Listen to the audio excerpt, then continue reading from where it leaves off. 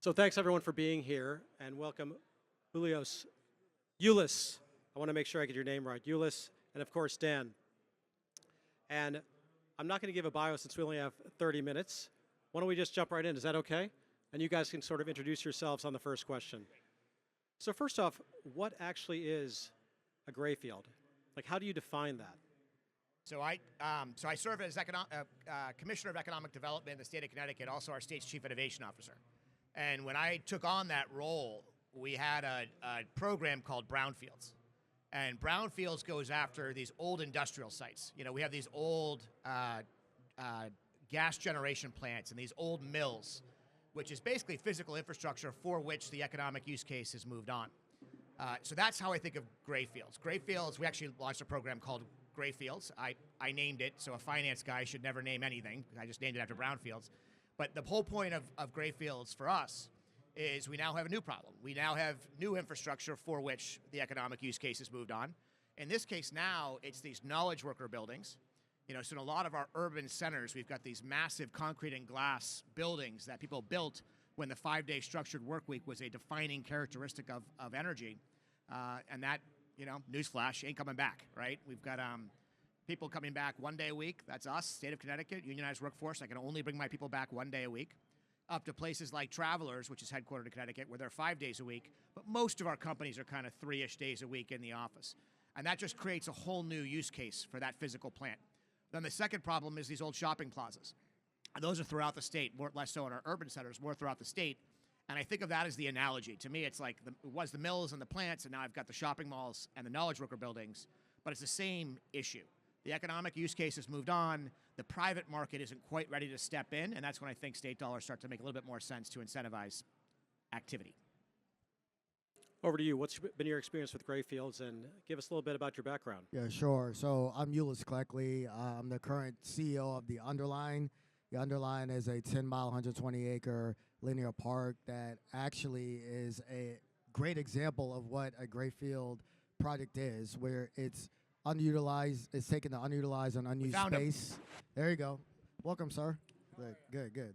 So it takes the underutilized and unused space underneath the existing Miami-Dade County Metro Rail system and transitions it into something that is a fantastic linear park where people can walk, ride their bike, and take transit. We have 20 different amenity areas that serve as gathering spaces, and it's really served as an economic generator from Brickell down to Dadeland. So that's been my experience. Before I assumed the role as CEO, I was the CEO of the Miami-Dade Department of Transportation and Public Works, where in that role I was over transit, all things transportation infrastructure related, and my entire career has been in transportation and infrastructure. So simply put, a Greyfield is a unused piece of property that might be privately owned or most likely publicly owned, and it's really an opportunity to re-envision and reimagine that space and turn something that's not fully used to its maximum potential to create an opportunity to have a community asset that really serves everybody. Thank you. Aaron, welcome. Thank you. Good to see you. So we're talking about each of our individual perspectives on Greyfield. So would love if you gave your perspective as an investor on the topic. Well, we work at the intersection of design and investment.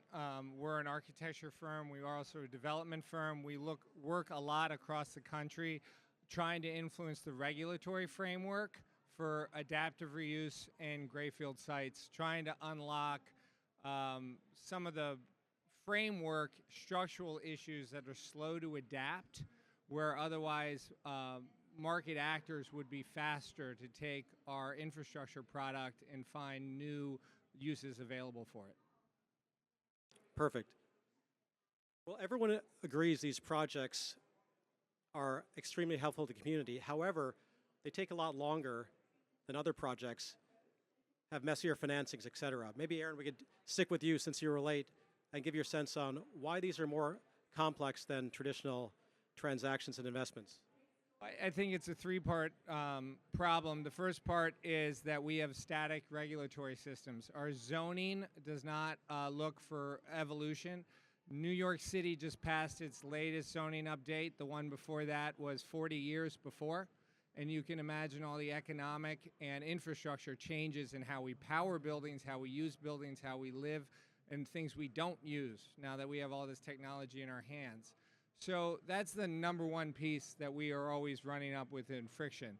And the second part is a lot of the private market in reaction to that is looking to extract capital from these types of projects over a really brief timeline.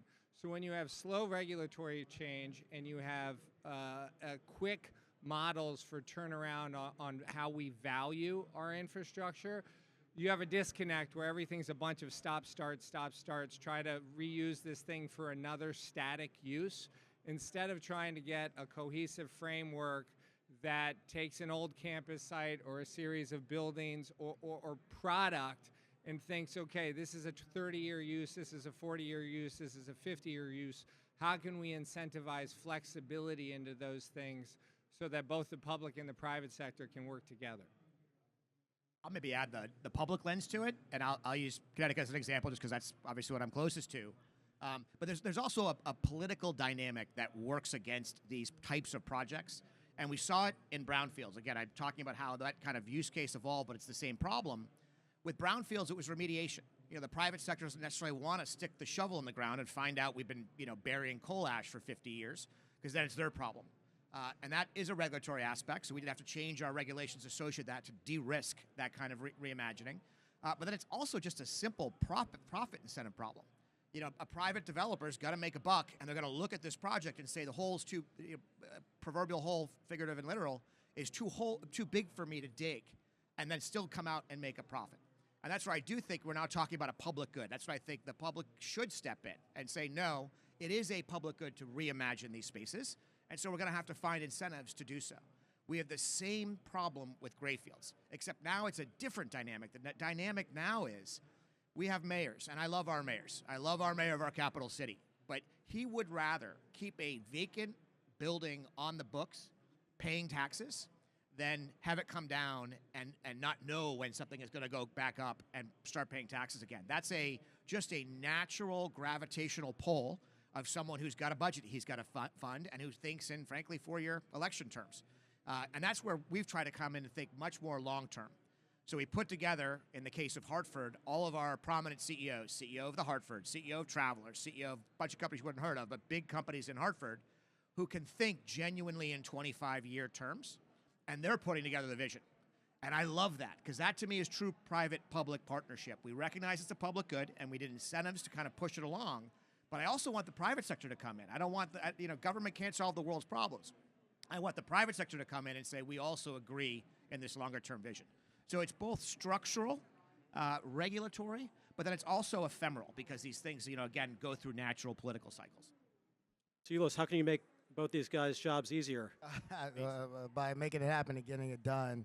I think just to step back, before we even talk about the regulatory framework, it always starts with vision, a leadership, and finding a way and a will to get things done.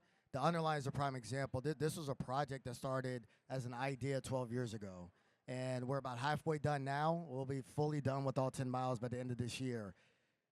Because it was a project that was doing something different, the regulatory framework did not exist. So we had to end up figuring out a way to get the right leadership in place at the Miami-Dade County Commission, as well as all of the 3 municipalities along the entire corridor, get state buy-in, because the Underline is right adjacent to US 1, which is a state facility, and then be in a position to articulate what the vision was for the Underline. And the Underline is really a transportation corridor that connects communities. And so before you start trying to tackle a regulatory framework and get in front of your elected officials, having clarity on what the project or effort is and what the value that can be absorbed and assumed by the community, so you can end up getting buy-in.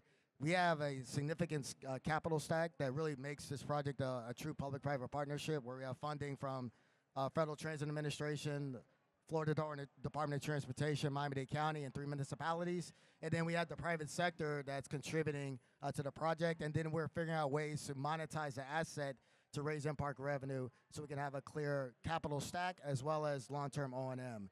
And so in order for us to do that, we had to work with elected officials. We had to change some of the regulatory opportunities, provide and unlock those tools to move forward with a project like this. What was the biggest pushback from elected officials as you went through that process?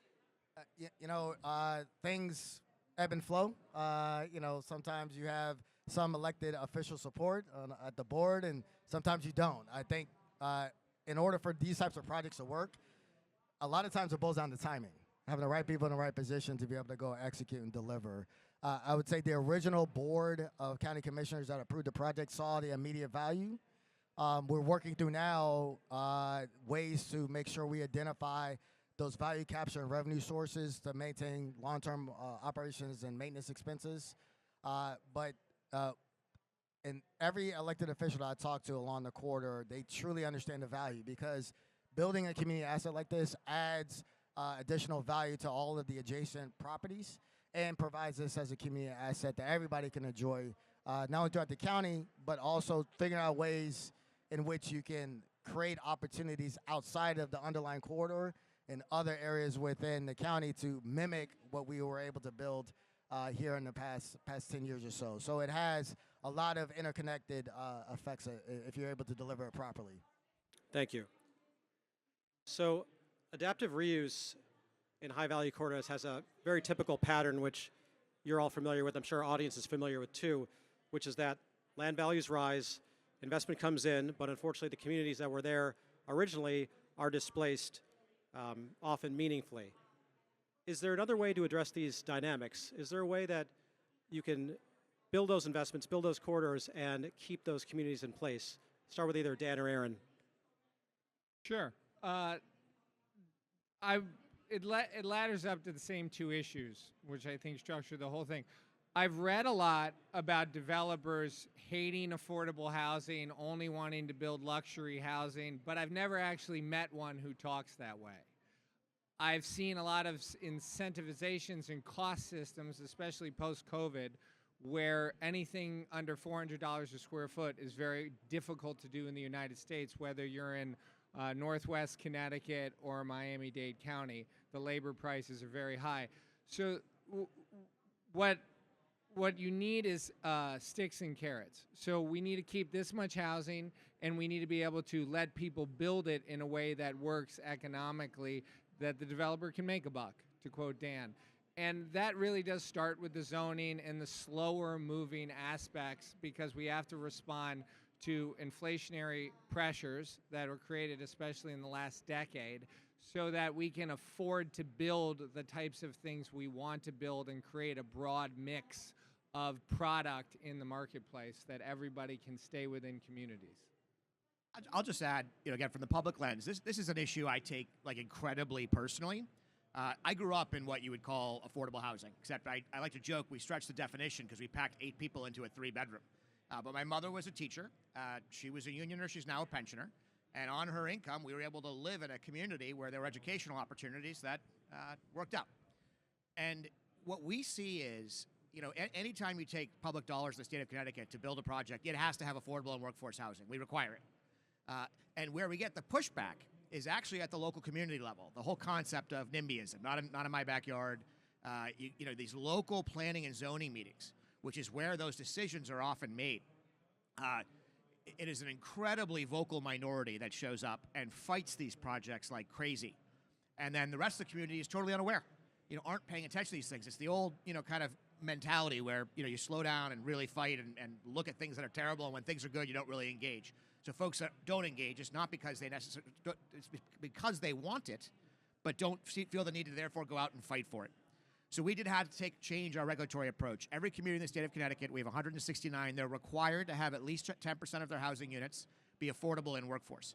And what I say to communities all the time is, if you're trying to fight this stuff because you think it's going to hold back your economy, your local economy, and that's what it is, right? People think it's going to be like row house. Like if you saw The Wire, that old thing in Baltimore, like row houses, like that is not what this is.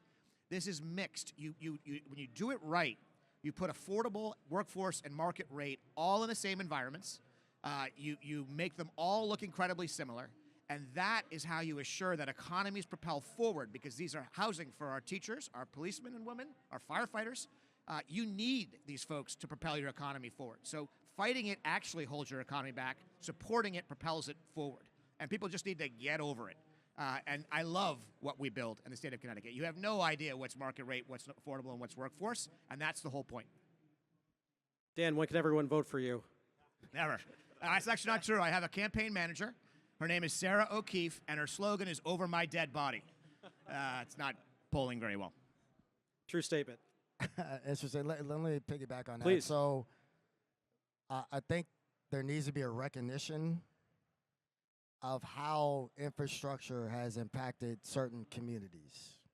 And in the transportation infrastructure space, Miami is like ground zero for how you had a burgeoning black neighborhood in downtown Miami that was a middle and upper class neighborhood, that there was a decision made at the federal level to pave over that neighborhood and put in an interstate. And it divided our community, and it moved and displaced about 10 to 12,000 households that now live in Liberty City, Opelika, Brownsville. Those communities had access to everything through a transportation system, and now they don't. That happened 50, 60 years ago. That was somebody's decision that didn't care about a community and didn't care about preserving it. So I think the first thing is acknowledge that there were bad planning and design decisions that happened that create this affordable housing and connectivity and accessibility problem. So that's the first thing. Second piece, I think in almost every jurisdiction, there is an existing ordinance or / requirement of at least 1% of the units that are affordable or workforce housing. I think it also boils down to, again, some of our electeds pushing the development community to make sure that they're doing more, and they provide the incentives if it's additional density. Figure out ways to unlock those tools so you can have more units available, so that actual pro forma for that project can actually pencil out. So and the last piece I would say is that it's a difficult issue because when you invest in a community, inevitably housing values increase, and so you're going to have some level of turnover. So the question is, when you're building infrastructure, where are there opportunities that everybody can participate from a workforce development standpoint in the building of their own city and preserving their culture where it is? And so we can all do it. There's plenty of examples where this exists, but it starts with folks having and not being afraid to acknowledge that there were some bad decisions that were made, but we can work together and figure out collectively how we can address it long term. Thank you. Staying on the development topic for a second, office to residential conversions are seemingly hot right now, and apparently adaptive reuse can be done quicker and a little bit more cheaply than if you started from scratch. Maybe we start with Aaron on this. What's the bottleneck here in seeing more of that? So in certain cities, we've started to get over the bottleneck. I'd sit on top of this, going back to tabula rasa planning from the 1950s, NIMBYism today. We don't do that at a government level anymore, but what we also don't do is have big ideas all the time. So if about what we would do if we were starting from scratch. For us, it's how we would build these things. So for the office conversions, New York City's there, but Cincinnati's not. New Haven's not. LA is not. Chicago is. So it's our staccato method. Building is not, we can't create a single product anywhere in this nation and deliver it to 3 or 4 different capitals the same way off the same drawing set. Everything is a one-off. So what you can do to start moving past that is allowing new types of building systems to come in.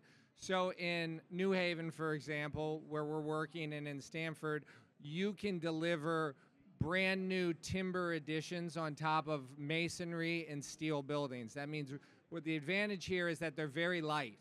So without going down and spending millions of dollars to change the foundations on old buildings, we can add more density on top of those buildings. I can't do that in New York City, but I can in Connecticut. So it's layers like that across the country, and specific to the office question, it's access to light and air. You can't make a bedroom in the United States of America that doesn't have operable windows to get light and air in any major urban center. So there's a price point to reskin, reclad these buildings. In New York City, Wall Street has reached that price threshold. The value of the buildings has dropped to the point from office that we're able to afford that conversion package. And I think we're predicting 15,000 new apartments in Lower Manhattan off of that over the next 5 years. So that's a residential. Wall Street is now a residential neighborhood, which it never was in its whole history. So the impact of these things is really big, but we have to think about unleashing some of the construction tools to get there. I think what we're living through right now is, if you zoom out and look at these trends over the last 50 years, we went through a period where there was a certain high-level design construction and how we sort of designed, or the market effectively designed for us, these markets. And what I mean is what I was describing before. You had these urban centers where everyone worked during the week. Then you had suburbs served by public transportation, and exurbs where people would go on weeknights and weekends. That has really changed in the last 25 years. What we've seen is people now come into our urban centers. People are looking for something different from their cities. They're not just looking for a place to go to work and then go back home to the suburbs for their weekends. What they're looking for is a place to live, walk, and work and play all in the same place. And that's what I think Wall Street is really indicative of, is this sort of change in mindset that's occurred. Now, but I talked before about the incentives being challenging. These local mayors, where budgets kind of only go in one direction, right? Nobody ever cuts their budget, and you got to fund it somehow. You either fund it by increasing your rate, your mill rate, or by adding more square feet. So when you start talking about getting smaller, that's really hard. But I think that's the real opportunity here. We saw it in the city of Stamford, where the southern tip of Stamford took 20 years, but now it's an incredible mixed-use development where you've got office space, you've got residential, you've got park and greenery all in one place. And that's when the magic happens. When you get all of that put together, that's when you start seeing the puppy dogs and the strollers, and people start talking about true urban revitalization. And part of why I love that is, again, if you zoom out and look at 50, 100-year cycles, economies are always going to change. That is the definition, right? And when you have physical plant that is difficult to repurpose when economies change, that's when you get stuck. That's why we're stuck right now with these massive concrete buildings that we're going to do all we can to convert them to residential. But you can't do it with square buildings. Nobody wants to have a windowless apartment in the middle of a square building. So basically what you do is you convert all the rectangular ones, and the square ones, you get out your stick of dynamite. And that's what I think, again, public dollars need to step in to kind of incentivize that. But I say it as an optimistic statement. This is an opportunity to reimagine, and reimagine in ways people actually want, and have not only it's what the people want, but it also introduces this flexibility, this economic flexibility, whereas right now we're a bit stuck. I want to take it back to Eulois. The Underline has been a very successful project. How do we systemize what you've done there, or other successful projects like it? And how do we see more of those projects at scale around the country? Sure. So, starting at home in Miami-Dade County, we are currently working with several municipalities to figure out ways that we can help those individual municipalities to create placemaking opportunities and re-envision underutilized space. So we're engaged right now in a planning study with the village of Key Biscayne to reimagine the Rickenbacker Causeway and turn that into a accessible, pedestrian and bicycle friendly piece of infrastructure that currently serves as just a connection point to Key Biscayne, but we have the opportunity to create more commonplace as well as commercial areas and expand the shoreline right there at Biscayne Bay, and solve a transportation issue at the same time by providing direct connectivity between the city of Miami and Key Biscayne. We are looking at Overtown, as I mentioned before. Overtown is a revitalized area. They actually have a project called the 9th Street Pedestrian Mall. We are helping them reimagine and create an opportunity for that community to have open space that is available to them that can be programmed. We are looking at opportunities off of Northwest 79th Street, which is on the north side of the county. Again, mimicking the Underline and rebuilding space underneath the existing Metro Rail system. And then lastly, the city of Hialeah is looking at doing something very similar. They've coined their placemaking project the High Line, and so we're assisting them as well. There is a network of similar type projects across the country that we all get together and we perform a lot of peer exchange and sharing of information of how to move forward with similar type projects across the country. I'm sure people have been to New York. I'm sure you've heard of the High Line. It's called the High Line Network. A lot of the same consultants and designers that have been used for our project as well as the High Line, we are now making available to everybody else. And so it's really creates a family type effect where you can identify those opportunities and really help move and have these projects advance to a point where people are proud of bringing this type of asset to their specific community.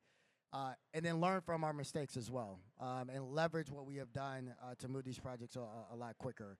I think every community, from an infrastructure standpoint, is dealing with the same thing. So if we figure out the best way to leverage each other's collective thought process and knowledge, you can move forward with creating better cities as we move into the future. Thank you. We got 3 minutes left, so we'll move to the final question, which I spent a lot of time thinking about last night, Dan, which is 10 years from now, are Greyfields a solved problem, a missed opportunity, or something other than both those two options? Aaron, why don't you go first? Well, if we do it right, then we're not talking about Greyfields anymore. We're talking about evolving places of constant exchange. If we're talking about solving Greyfields still in 10 to 30 years, your time frame, then we still have a static framework in how we're answering a dynamic question. And so I think at that point, we would still be in the same problem we're in today. Dan or Eulois? Yeah, I think these projects take a while to move forward through the process. And so really, I don't think there's a point in time where you can say you've solved the Greyfield issue. The key is to show progress. That's the key, and not go backwards. And then figure out a way to be as adaptable as possible to create that regulatory framework, and then to figure out those public-private partnerships to continue to advance in the Greyfield space. So I confess I struggle with the premise of the question, which is calling Greyfields a problem. If this is a problem, this is the only time this is not a problem, meaning infrastructure whose economic use case has moved on, is just if your economy is stagnant. You got a bigger problem if you don't have to constantly be thinking about reimagining and revitalizing your infrastructure. So that to me is not a problem. That to me is an opportunity. If I look at some of these spaces throughout the state of Connecticut, we are a land-constrained state. So the ability to go out and recapture this land, and by the way, the brownfields, a lot of these old gas generation plants and mills, they dotted our waterfront because they needed water for cooling and for moving around material. So not only are we recapturing land, we're recapturing our waterfront. And if you do it right, and you think big enough, and you break yourself out of these short-term political cycles, which I acknowledge, it's a feature, not a bug. Democracies are meant to move slowly. But if you can truly think long-term and truly start to think bigger, this is an opportunity to reclaim significant portions of land and reimagine it in some incredibly interesting ways. So I don't view it as a problem. I view this as my job. This is what I'm passionate about. Finding these things, renewing it in our economy, and renewing it in the physical plant that supports our economy. Well, thank you guys so much for being here. Can we give our panel a round of applause? And our moderator, who stepped in Good job. 2 minutes before the panel. Thank you, Navin. My pleasure.